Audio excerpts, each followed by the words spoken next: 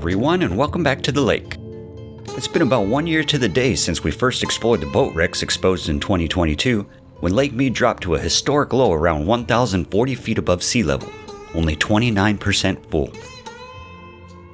In the 1980s, during its heyday, Lake Mead's elevation crested at 1,225 feet above sea level, topping the spillways for the first and last time since 1941, when the lake was initially filled. Since then, we watched the lake decline some 185 feet throughout 2022, and this can be visualized by looking at the small brown sliver of rock at the very top of this hill, indicating where the water level once reached. Now, the white rock you see all the way down to the waterline indicates areas that were once underwater, whitewashed by all the calcium and minerals in the Colorado River water that filled Lake Mead. But not all is dire this update, as we will soon see on the way out to our first boat. In fact, a strong winter to start 2023, the predicted El Niño cycle, and continuing conservation measures by the basin states have brought a plentiful water year to the Colorado River watershed, allowing both Lake Mead and Lake Powell upstream to stop the loss and make some decent gains. As of this video, Lake Mead is now sitting at 1,060 feet above sea level, recovering around 20 feet since the lows we saw last year. Today we are going to visualize these gains, starting with rock bottom, a boat lost on the steep cliffs near the old basic water intake tower.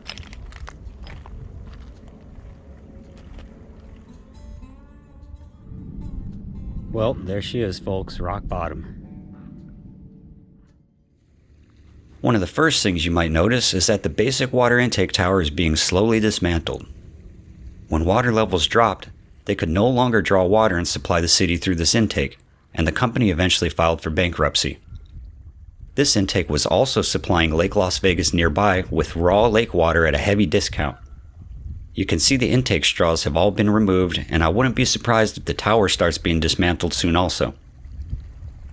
Now, if you want to see something really interesting, here's an old photo from a local who used to windsurf on Lake Mead. Notice the basic intake tower back then in relation to the waterline. Let's flash back to August 2022 from our first boat wreck hunt video. Now take a look at the intake tower marking the location of rock bottom.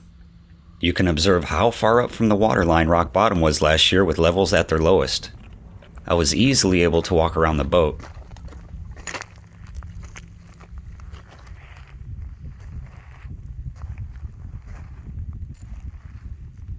As the water level has recovered some 20 feet in the last year, this is where rock bottom is now resting, ready to make its way back into a cool watery grave.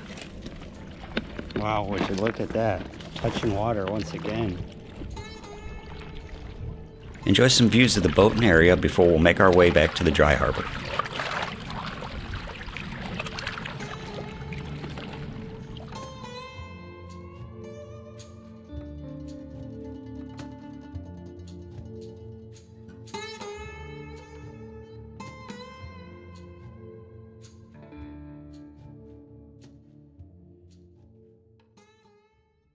As we head back to search for some of the other classics, take a look at how nice and clear the Colorado River water looks filling up this canyon. It may look like just another lake to many, but what you're seeing is the entire lifeline for many major Southwest population centers, including Las Vegas, Phoenix, Tucson, Yuma, Los Angeles, San Diego, and across the border in Mexicali and Tijuana, all contained in this massive canyon. Back in the dry harbor now, you might remember how this looked when we first walked out here a year ago. Notice all the metal, tires, and general trash littering the newly exposed lake floor.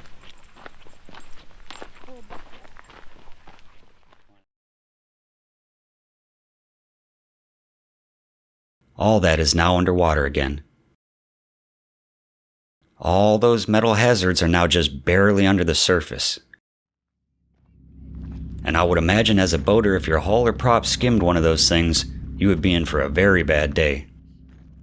Perhaps that is what happened to one of my favorite boats, Offy, that sits nearby in this same harbor.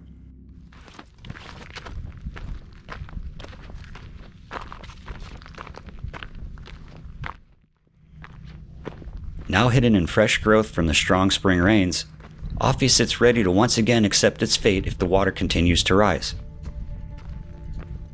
Perhaps after being out of water and completely sun-dried, Offy will be buoy and float once again if the water reaches it, much like another boat we'll check on in a minute.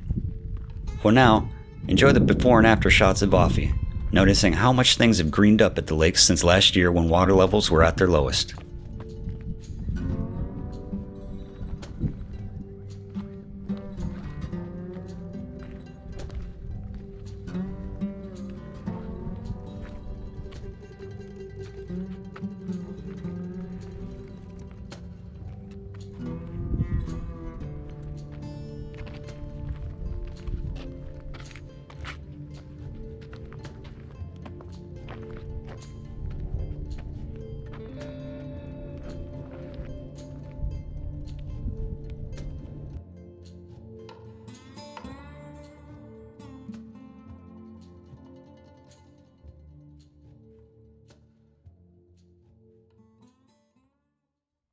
Now, as I mentioned a moment ago, there's another boat here that was further down the shore, and I was having some trouble finding it now. That is Candy Blue, which was completely exposed and stuck solid in the dry mud last year.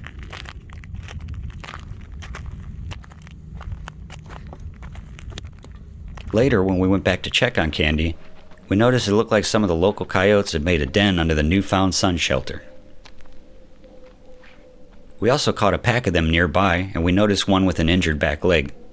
Remember this coyote, because in a coming video it looks like we caught another spotting and have an update for you.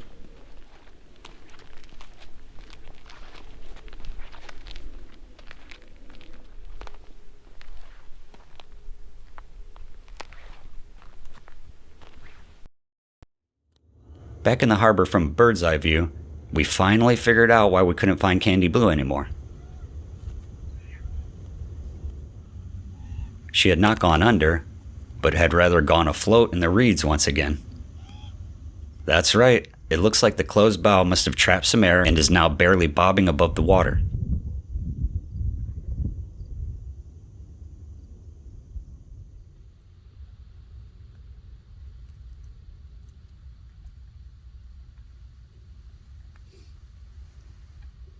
I would love to hear more stories of these boats from owners or passengers, like that of QuickScrew and Steve Buckaloo, who returned to the lake after some 30 years to see his boat and recall what happened.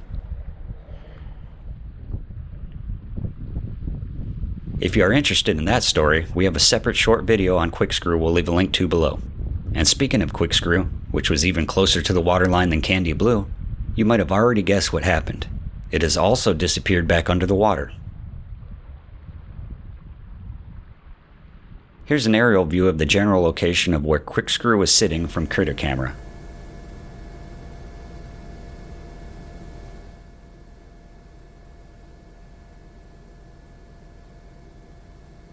Now gone once again.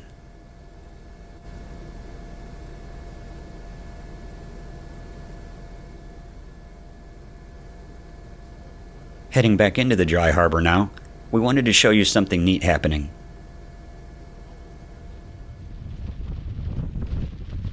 Coming down from the crest of the channel, you can see the floor of the harbor is now receiving underground seepage from the lake. The wet spots you see here is water once again infiltrating into the harbor. Could we see Boulder Harbor fill again in the future? This would be quite the recovery hallmark, which is why we have been busy cleaning up this harbor. More on that coming soon in a future video. For now, we're going to head around the north shore of the lake to check on what might be the icon of the Lake Mead drought, the monolith and viewer favorite, Skyward.